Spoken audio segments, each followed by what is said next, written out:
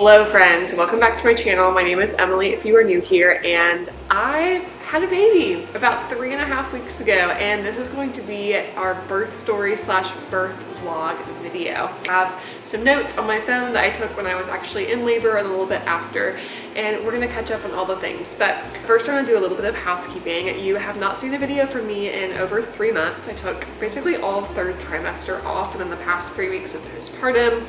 I honestly don't have a great reason for it. I was just so exhausted and just not feeling my best third trimester and really just needed kind of a break. I really had a busy season with work and then just preparing for baby Ella's arrival. So that is her name. You can go see updates on Instagram. I've been a lot more active on there in the past month or so after a little bit of time off there as well. But I am very excited to be back to YouTube. I feel very invigorated and excited and just passionate and ready to go. I have a lot of content for y'all. So it's been a very fun thing to jump back into vlogging and editing postpartum once I got over the initial, first week or two recovery wise. So we're gonna jump into birth story things, but if you're not following me on Instagram, I will put that up right here. Again, like I said, I'm very active on there right now and just love interacting with y'all, DMing, responding to question stickers, having conversations, all the things. Other housekeeping detail is going to be that I actually didn't take a ton of footage of the actual birth, because if you follow me on Instagram, you'll know that I was induced for preeclampsia at 39 weeks gestation, and so I just wasn't quite prepared to be vlogging.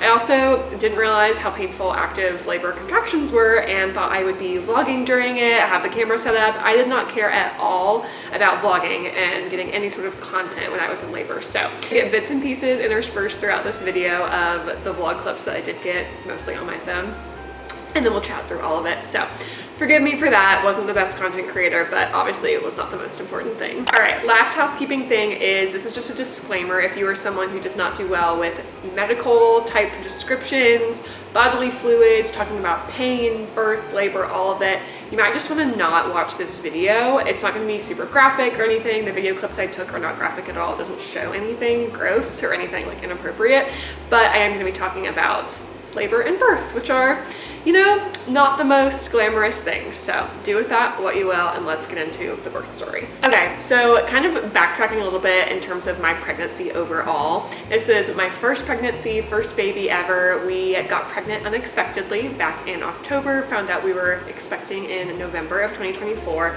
and it's just been the wildest ride ever. Obviously it was very emotional and just scary at first, finding out you're pregnant when you were actively preventing pregnancy. I have a whole video on that. I'll link it down below if you're curious, the details there. I've talked about that a lot on Instagram as well. But we obviously worked through those emotions, got very excited about having baby girl. Ella is her name.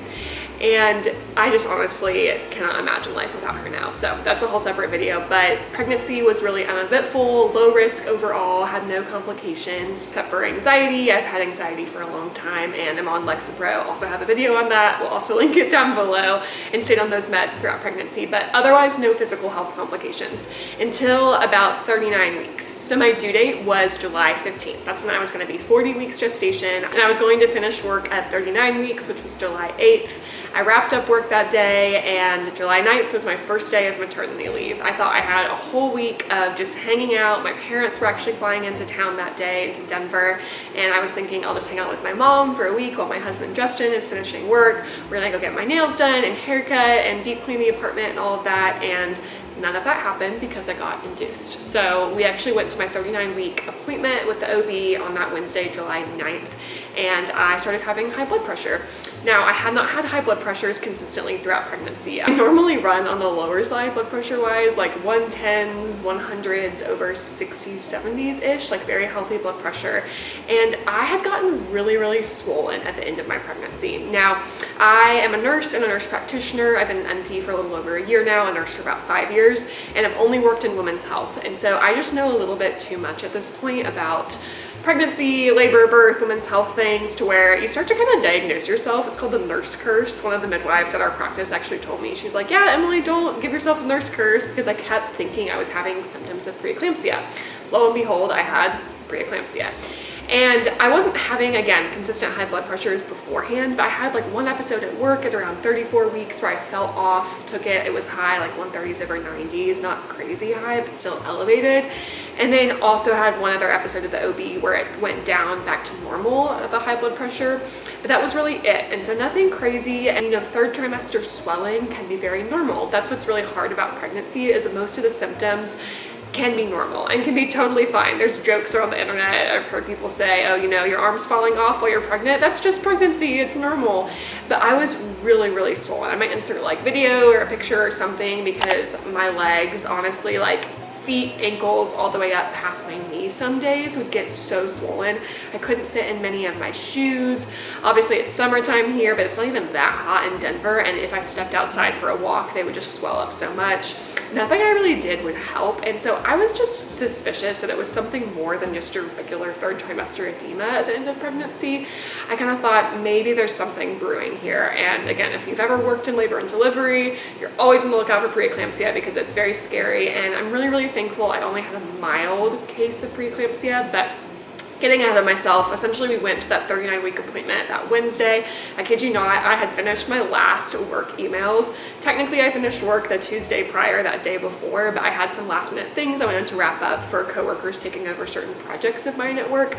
And so I was sending emails midday that Wednesday, and then right after I sent my last email, we actually got in the car to go to that OB appointment. So I really joke that I never had any maternity leave without being in labor or being with our baby girl Ella. And so, you know, I'm thankful for the extra time with her, but I definitely wanted to have that week of chilling before she came. So we go to this appointment and we just totally think it's going to be a regular routine visit. We were kind of annoyed that we were going. I was feeling totally fine, pretty good.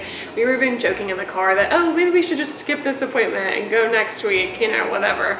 We get there, and really glad we did not skip this appointment, because I was having blood pressures of 140s over 90s, which does meet criteria for gestational hypertension if you have two blood pressure readings a certain amount apart.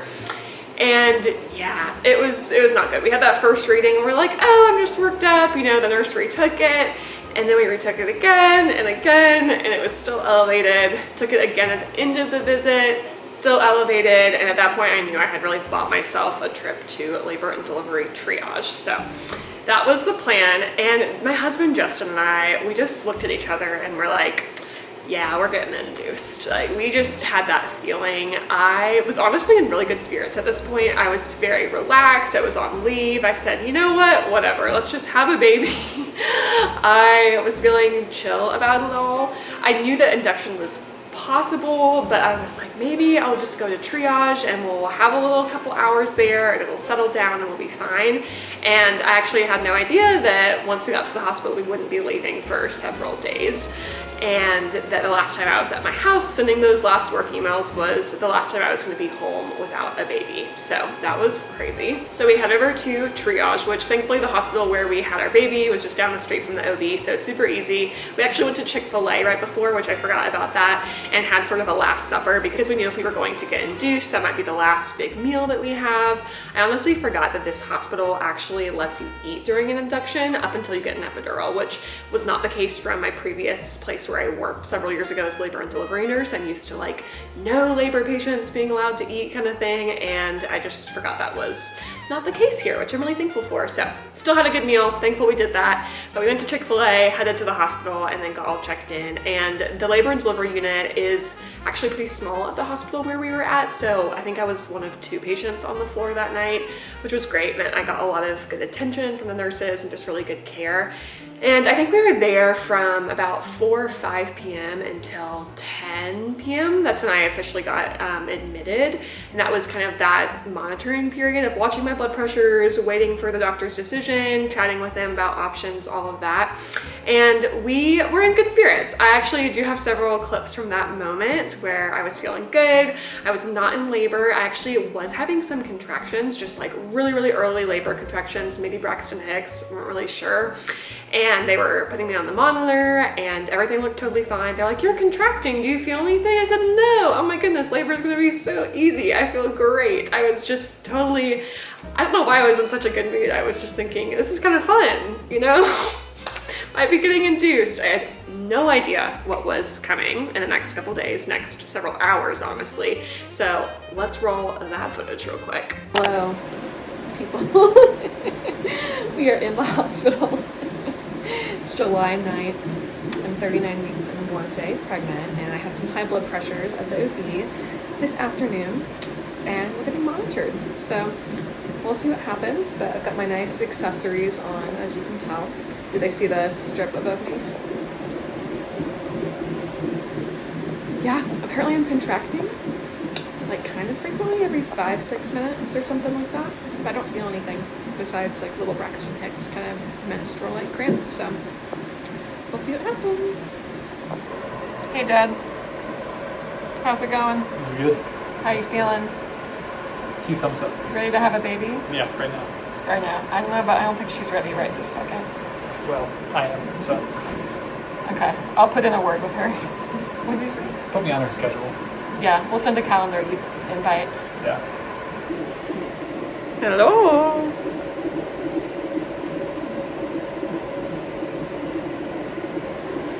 So basically when we were there in triage, we were actually not in a triage room, we were just in a normal labor and delivery room, which I don't know what's normal for that hospital, but they had so many open rooms, they probably just stuck us in there, which was really nice. But one of the things that is really standard when you're monitoring someone's blood pressures in pregnancy is to run preeclampsia labs and to check urine. When you get a urine sample, you check a protein to creatinine ratio, because if that is elevated, like spilling protein into your urine, that's one of the diagnostic markers for preeclampsia. So did all of that, got my IV placed, vitals, you know, got all checked in, all the hospital-y things, gave the urine sample, drew a ton of blood, all of that, and we were just kind of waiting while baby was being monitored, waiting for those labs and things to come back. And so what ended up pushing me over the edge into being diagnosed with preeclampsia and getting induced was my protein to creatinine ratio was 0.7. Anything above 0.3 is really high and considered potentially diagnostic for preeclampsia. So 0.7 was not good. I was texting my great friend Elena, who is a midwife in Pennsylvania, about this, and I was like, are we making the right decision to get induced? And she's like, yeah, I would have induced you hours ago. So was still having high blood pressures, had one that was severe range, which was not good. I was still feeling totally fine at this point. They ended up giving me some blood pressure medicine, but they were still pretty consistently high. If you're a labor and delivery person, you know severe range is 160 over 110. And mine were still like 140s, 150s over 90s. I had one that was above severe range, but that was when I was talking to the nurse and all of that. So we think it was maybe a fluke. But if you're curious about those details, that's why I share that. It's just kind of interesting medically. And so I talked to the doctor who was on call. He's from our practice. He is super sweet. And he was a little bit more like, oh, we can kind of wait and see. But all the nurses were thinking, no, we really need to induce. They had a little powwow with another physician and different people, and they were like, yeah, we really should recommend induction. So we went with that. And once we decided to be induced, we moved to a different room with a tub, which was great because I told them I really wanted to labor in the bathtub because I love water and hot showers, hot baths, all of that are supposed to be really helpful with labor pains. But by the time we got to that room, I was just feeling really discouraged. I think the reality of you're getting induced. This is going to be a several days long process. You know, are you ready for this and for the pain and just all of the emotions really set in, and I started kind of freaking out. I also at that point back in the triage room had my cervix checked, which was really, really painful. Now, everyone's experience is different. So when I talk about me feeling in pain with different things, if you've never had a baby or you're pregnant and you're watching this to maybe get an idea of what an induction for preeclampsia looks like, just know that every woman's body is so different. I can say that especially working in women's health, different procedures that I do, exams, all of that, everyone tolerates it differently. I'm definitely someone who I'd consider myself to not have the best pain tolerance, but for me, contractions were not as painful as cervical exams. And it's just a different type of pain, but for me, my cervix is actually really posterior, so it's kind of hard to get to with your fingers for an exam. And that's just kind of how my body is. And so when they did cervical exams, it was really, really painful, and it took them a while to find my cervix and check it. I was completely closed, so not dilated at all when they first checked me that first night on Wednesday. And that was definitely discouraging, but I was also 39 weeks pregnant with my first baby, so it's not totally abnormal to not be dilated at all, but I was definitely hoping I would be like 1 or 2 or even 3 maybe and get to kind of skip over certain induction techniques. But they recommended Cervidil, which is a cervical ripening agent that's placed up by the cervix. It's kind of like a tampon applicator. I wasn't super familiar with that medication because the hospital I had worked at previously used other types of medicines. And so we did that, and with that placement, it was horrible. I actually got some fentanyl, which is so crazy to say on the internet. Like, I had fentanyl, but very normal in labor. I will say I had planned to have a fully unmedicated birth. That was my goal, natural labor and natural birth. And I might put it in the title of this video, I'm not sure, but I don't really count the times I had fentanyl because I just had it for cervical exams, and it's in and out of your system really fast. And so when I was like actively contracting, I had no pain meds. And then, as we'll get to the later part of the story, I did have an epidural for pushing. So I really had an unmedicated labor for the most part, and then a medicated pushing. So kind of had like all the experiences, but most of my time in labor and delivery was unmedicated. So if that's confusing, I had bits and pieces of different things. So I got to try the smorgasbord of pain control or lack thereof. But if I say unmedicated, that's just kind of how I consider my story. So when I did have fentanyl though, it was very, very helpful. And I'm very grateful to my nurse, Madeline, I think that's her name actually, the first night, for basically being like, honey, you need some fentanyl because your cervix is really far away and you're writhing in pain and this is gonna be really bad and we're gonna have more of these. So thank you for encouraging me to have pain meds. So did that for when they placed the Cervidil, and that stays in for like 10 to 12 hours. I think mine stayed in for 10. And that did cause me to contract. So like I said, I was already contracting a bit, just kind of irregularly, like every 5-10 minutes. And I wasn't really feeling those, but that first night, so Wednesday going into Thursday, the Cervidil contractions were very rough. And like I said, I wasn't super familiar with Cervidil. I ended up looking it up, Googling things in the middle of the night while Justin was sleeping. I'm like on Reddit and on, you know, these different blogs and stuff, looking up people's experiences with Cervidil. Apparently it's super painful. So that was that first night. I felt like I was in active labor. Obviously I have not been in active labor before. I think I have some clips, I can insert that here.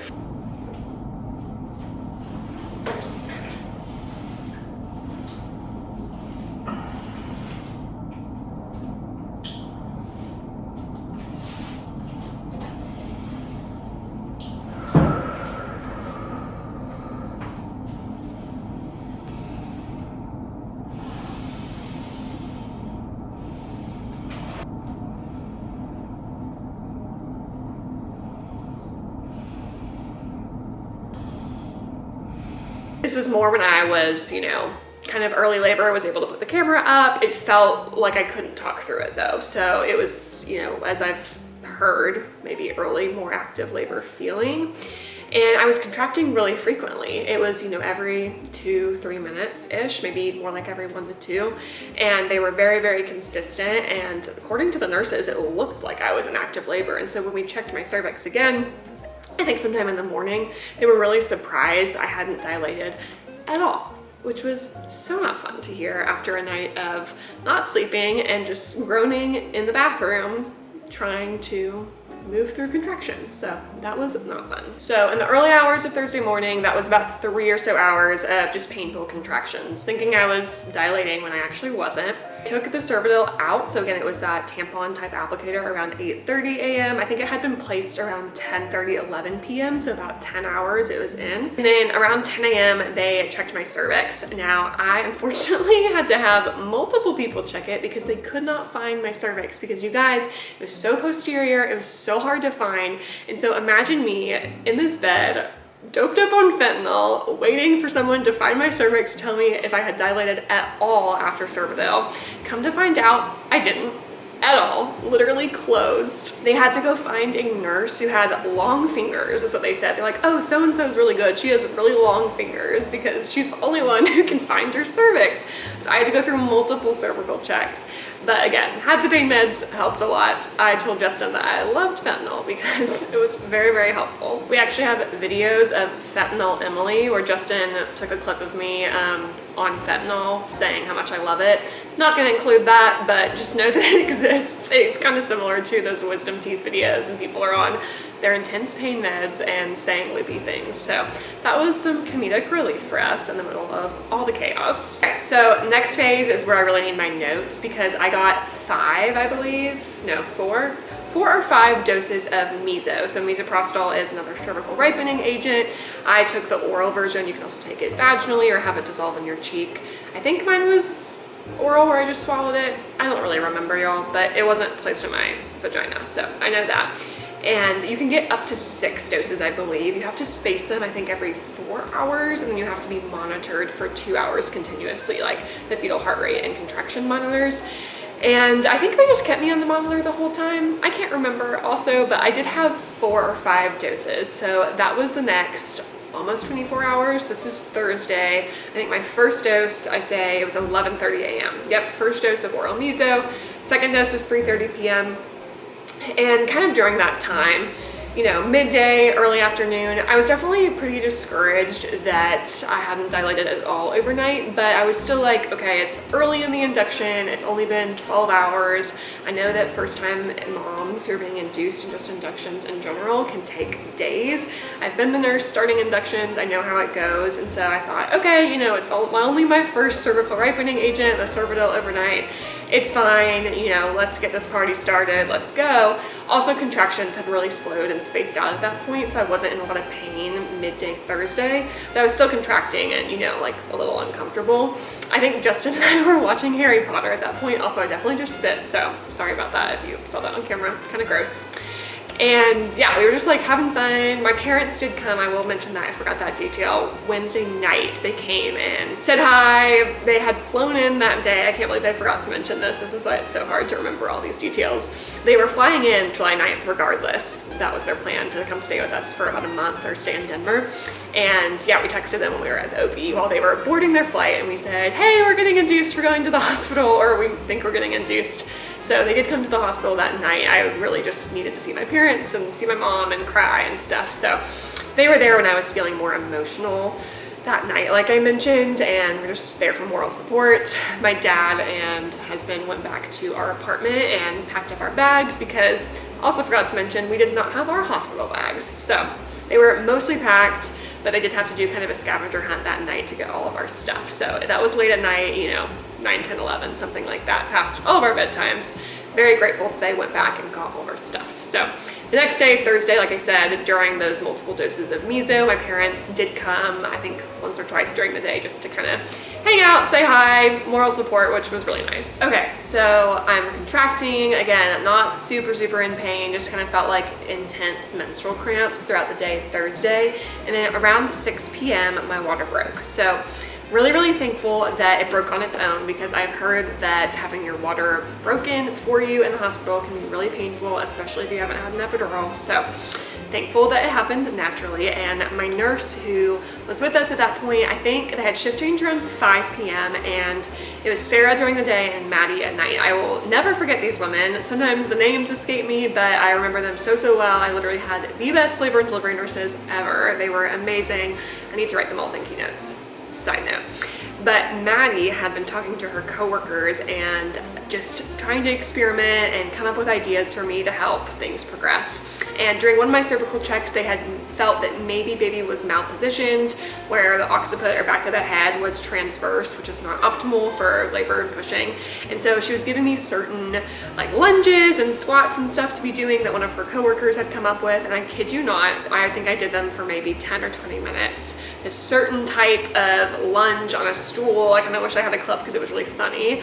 While I was doing it, my water broke after that, and she loved it. She was like, hey, I'll take it. Like, I love that you were doing these lunges that I told you to do, and it made your water break. So I remember feeling super encouraged after that. I think that is this next clip that I'll show you real fast.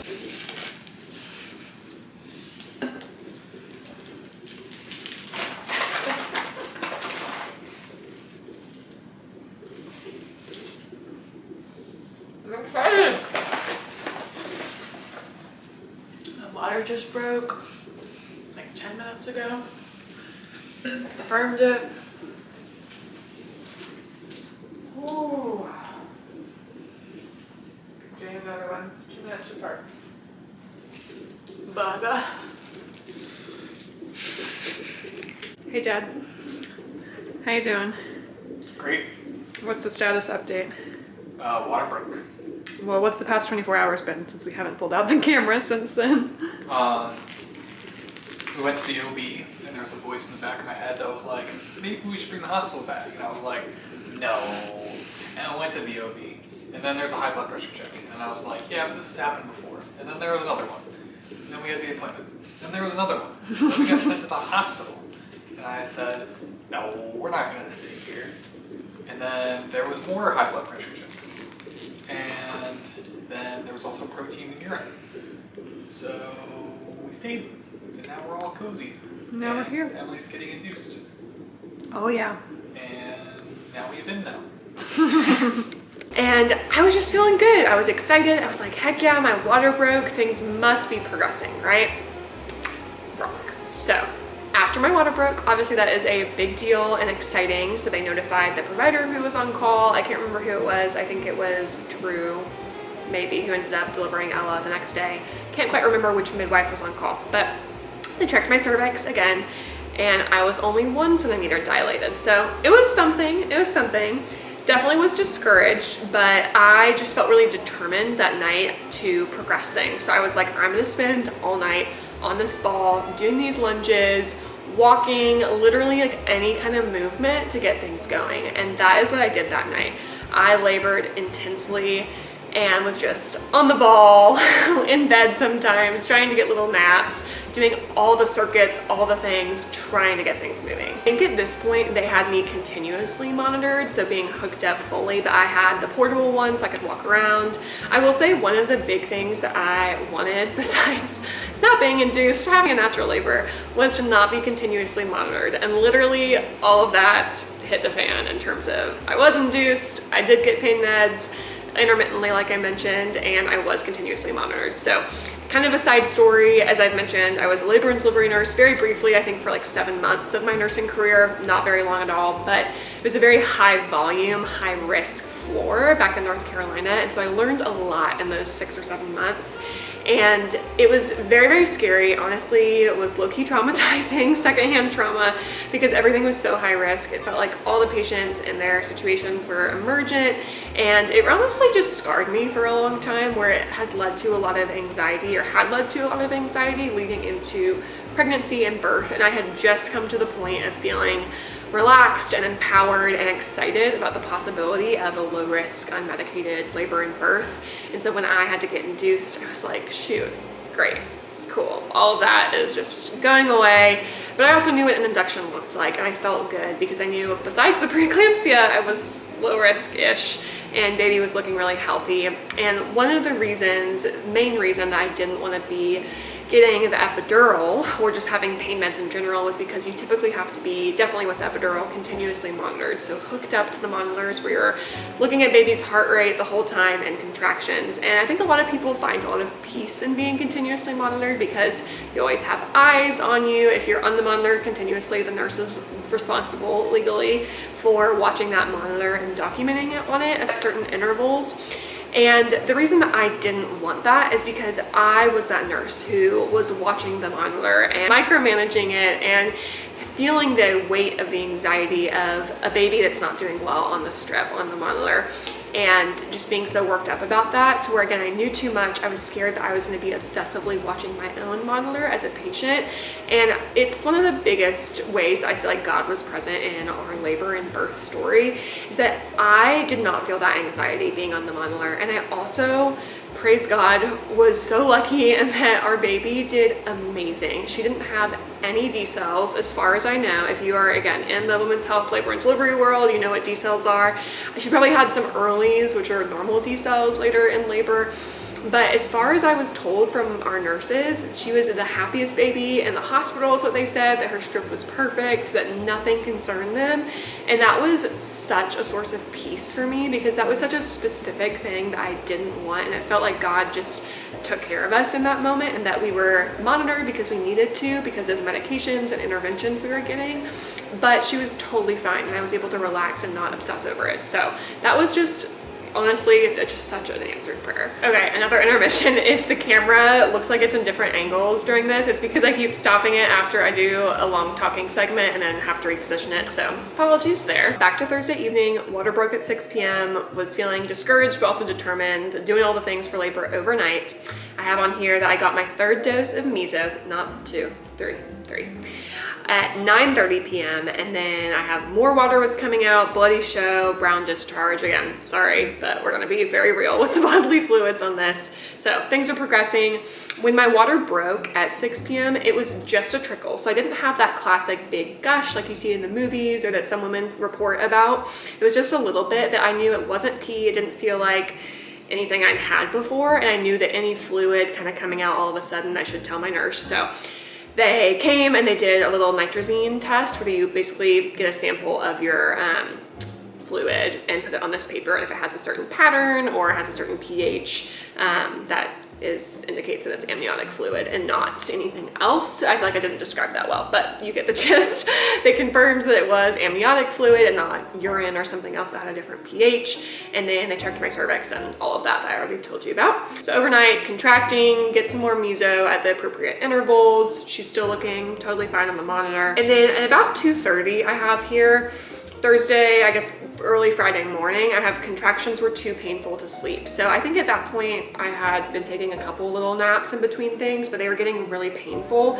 And really from 2:30 on, things were very intense. So at that point I was like, okay, if I can't sleep, these are really, really painful, I can't really talk during them, I'm probably in active labor, because if you learn about birth or take a birth class, you learn, you know, when you're 0 to about 4 or 5 centimeters, you're in early labor, and typically you can, you know, walk around, do things, talk to your spouse, whatever, like kind of be a normal person-ish in between contractions and maybe even talk through them. But you realize when you get to that more active labor, like 5 to 8 centimeter point, you are in a lot of pain typically, or just more intense pain.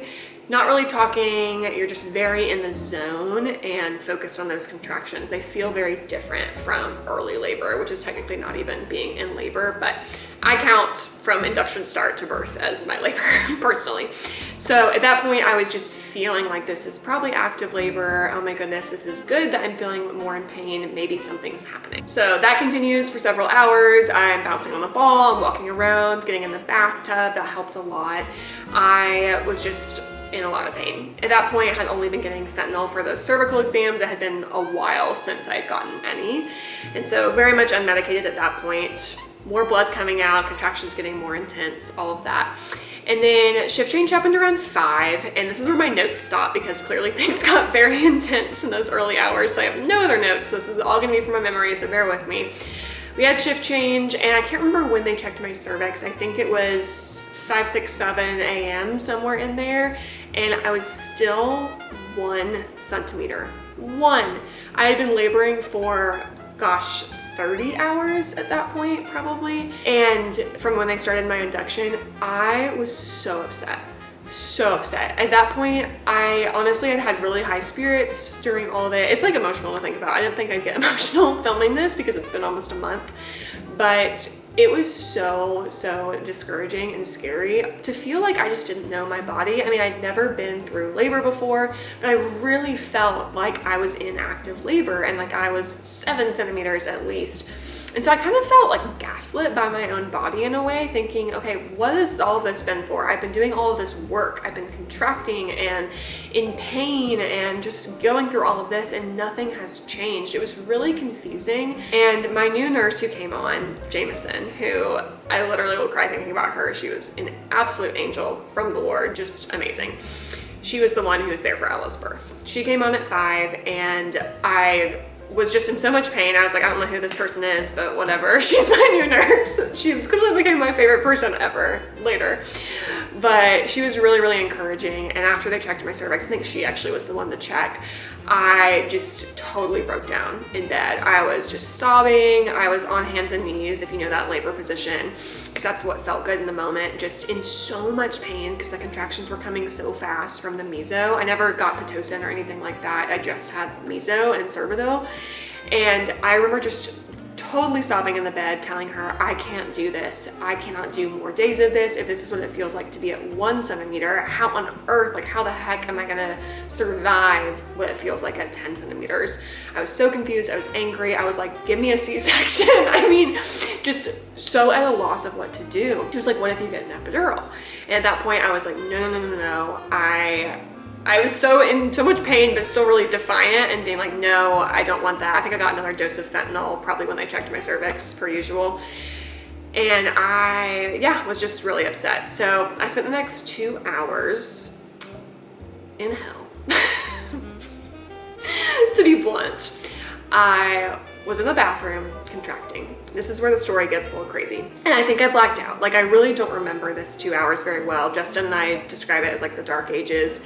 It was the craziest 2 hours ever of my life. I think it was from about like 8:30 to 10:30 a.m. that day.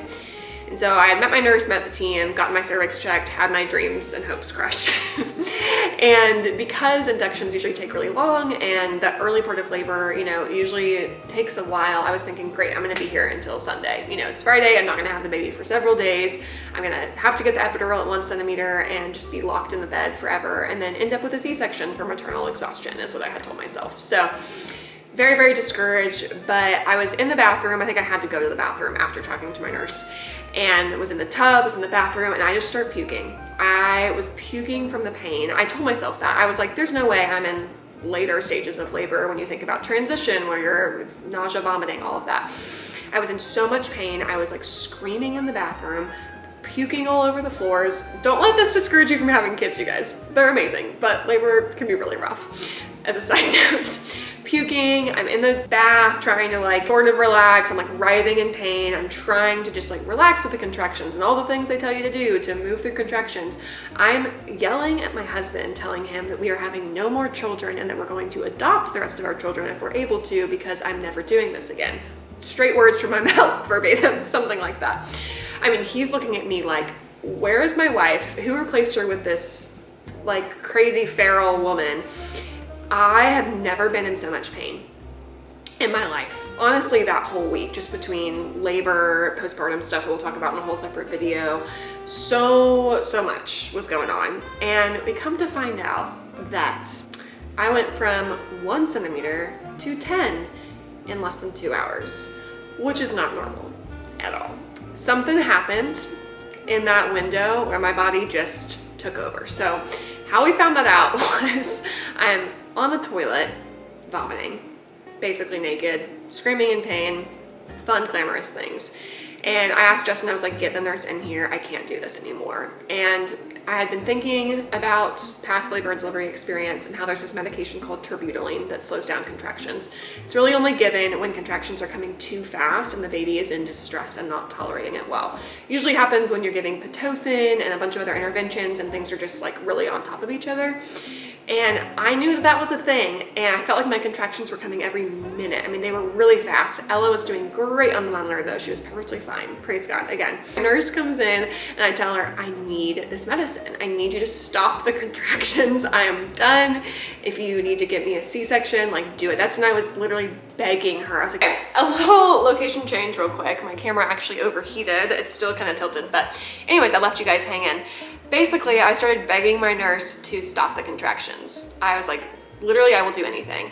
She said, we can't do that. You don't need that medicine, but we need an epidural. She knew I wanted unmedicated, all the things, and she's like, Emily, if you're at 1 centimeter and you're in this much pain, you need to be able to relax and you need to get some pain relief. She goes, this is a medically indicated, medically necessary epidural because you are not doing okay. You are in so much pain.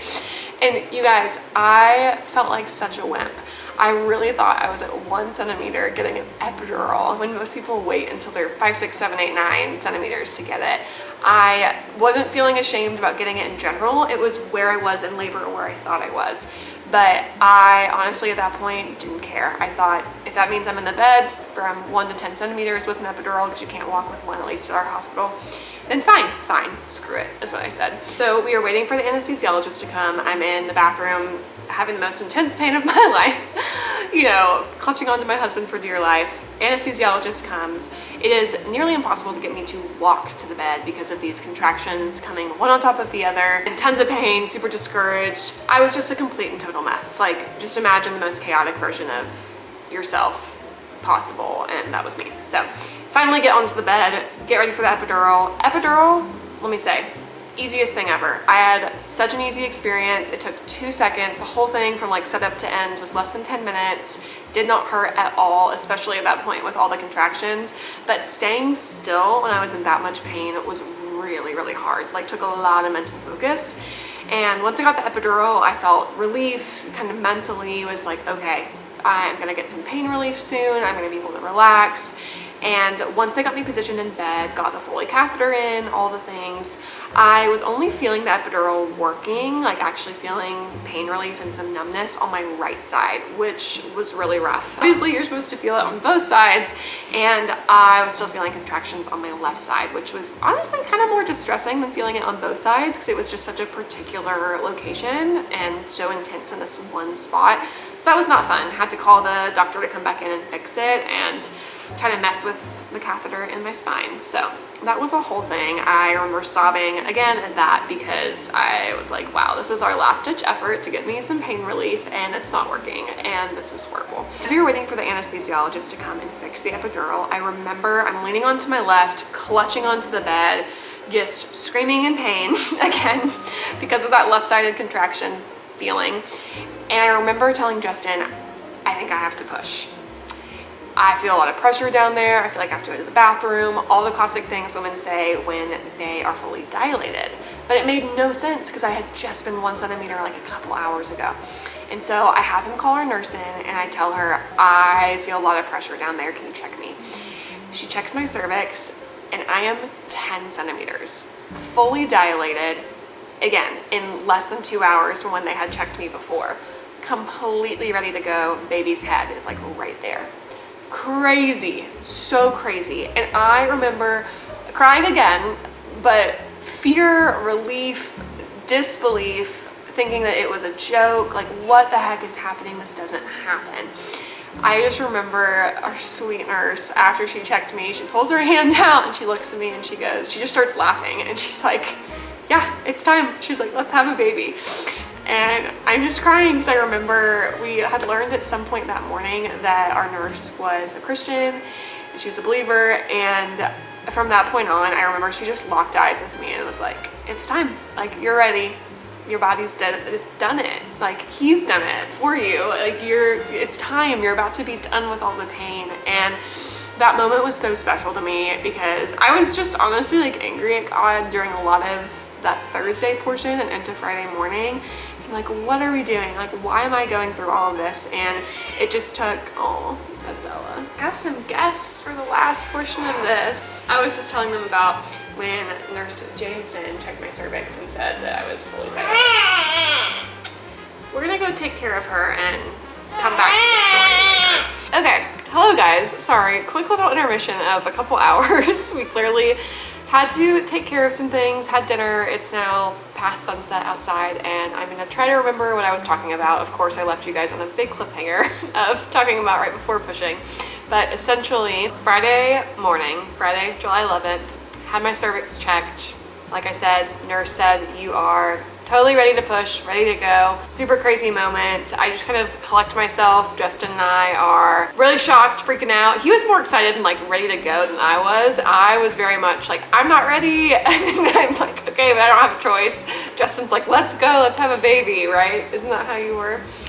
And I was freaking out. I thought I had more days to go. I obviously was very happy and relieved that it was time to get the baby out, but I was really scared of pushing and pain, and also the epidural not working. So they really prioritized the anesthesiologist coming back in and making sure the epidural was working. At that point, I did not want to have any pain, and thankfully they got it working very well. We contacted my parents, told them what was going on and that baby was coming very soon. We just kind of collected ourselves, got the midwife in there, And honestly, from that point on, from our nurse telling me that I was fully dilated, that kind of God moment like I explained earlier, I loved everything. So labor was so rough up until that point. Not loved everything, obviously it's not fun pushing a baby out necessarily, but that was really a huge turning point in our whole birth experience when I knew there was a light at the end of the tunnel. So epidural got fixed, we got the team gathered, all the troops in order, ready to go, and our sweet nurse, I think she prayed over us at one point, right? I know you prayed over us, but didn't she pray over me at one point? That happened at some point. It might have been after she was here. I can't remember, but that was super sweet. She asked Justin to pray over the whole team. That was, I think, later in pushing, right before she was coming out, right? I think our nurse prayed for us before we started pushing, and then Justin prayed for us when like Ella was a couple pushes away. Dear Lord, thank you for new life, and thank you for Emily. Thank you for this pregnancy and your hand blessing over it. And just pray for this final segment that you're with us and that you just bless our child, little Ella's life as she goes through the world and knows you, and just be with us as we raise her. Thank you for this blessing. In Jesus' name. Amen. Long story short, we had worship music going. I had a worship birth playlist that I really wanted to play. I really wanted Ella to be born to the song The Blessing specifically, and she was, because that song is very long. We played it multiple times so that we could ensure she came out to that song. I see her whacking Justin right now. She's post-feeding. Anyways, I promise I'm not usually this tired talking about this story, but anyways, so we have our worship music going, we're all ready to go. I actually only pushed for about 45 minutes-ish. It was definitely under an hour, and she was born at 11:20 a.m. on July 11th. Thank you. Good tone.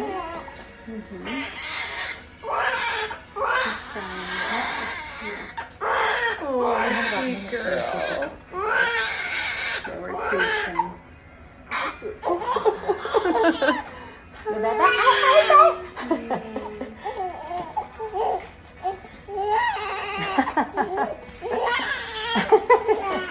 She's talking to her dad.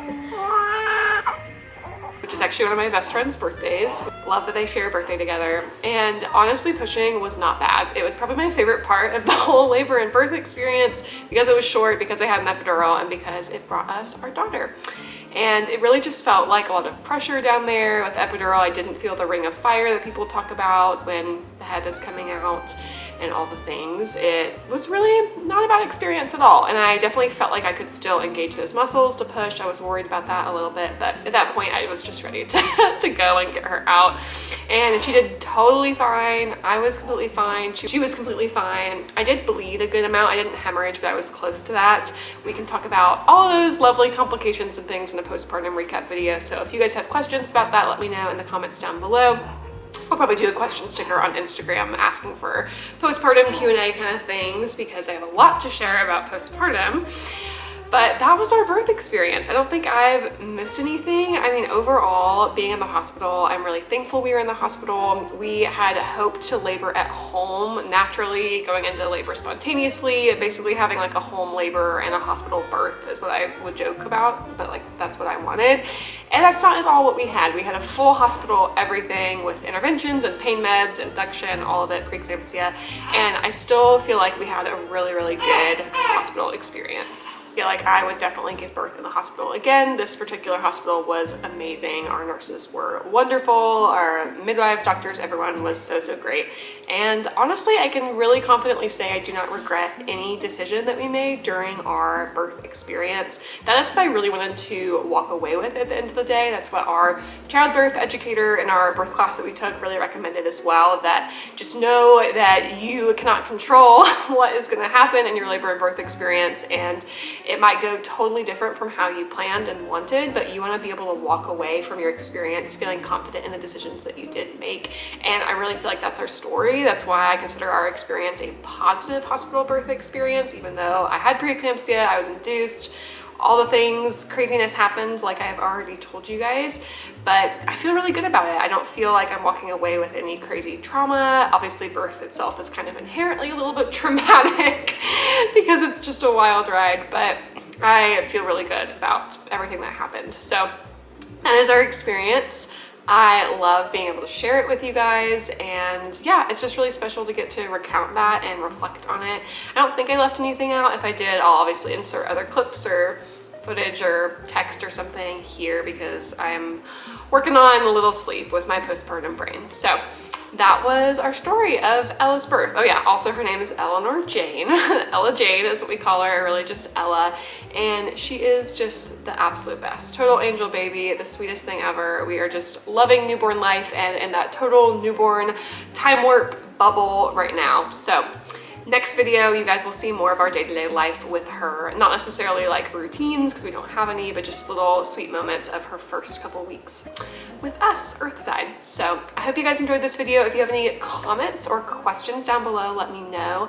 I am gonna quickly check if I have any questions from Instagram, because I think some of them were more postpartum related. I did kind of a generic Q&A, but let me quickly check real quick and see if y'all had any birth questions. Okay, so it turns out I do have some questions to answer.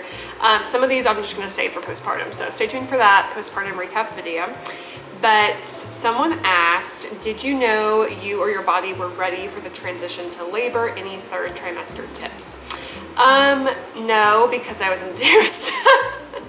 I will say this. I had some footage, I didn't include it in this video just because it was kind of chaotic, of like late third trimester, some symptoms I was having. I didn't vlog a lot because I was just in so much, not pain, but like discomfort third trimester. I definitely had Braxton Hicks pretty intensely the last couple weeks. I had some earlier, like 34 weeks, and more like 37 weeks. I had an episode where a couple times oh, Ella. When you're a mom and your baby's here and you hear their cry, it just grabs at your heartstrings. But she's with her dad, so she's good.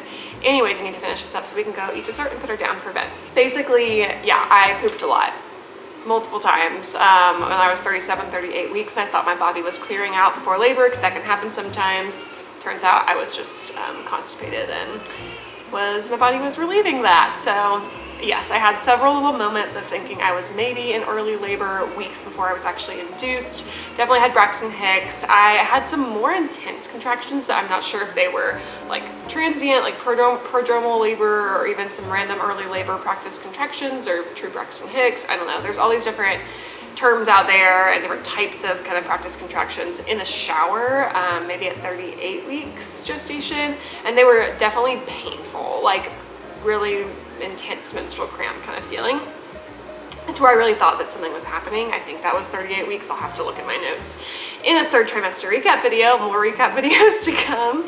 But yes, basically to answer your question, I had some signs, but a lot of it's just normal third trimester things as your body is kind of practicing and getting all the things, the uterus, cervix, everything ready for labor. So I feel like I'm not a super normal case because I was induced, so didn't have, you know, the classic story of going into labor spontaneously, water breaking at home, all of that, but hopefully with the next baby. Trimester tips. Oh gosh, I feel like everyone's third trimester is so different, and yeah, my symptoms were mostly being swollen and carpal tunnel, so that's what I struggled with a lot. I didn't have as much like back pain. So yeah, I think it just depends on what you and your symptoms, but I stopped work at 39 weeks. Really glad I did that. So if you're able to, I think that's great. I also really regret not being more active just in my pregnancy as a whole, but I wish I'd been more active and like been in the water and yoga and stuff, especially third trimester, because I think that would have made me feel a lot better. But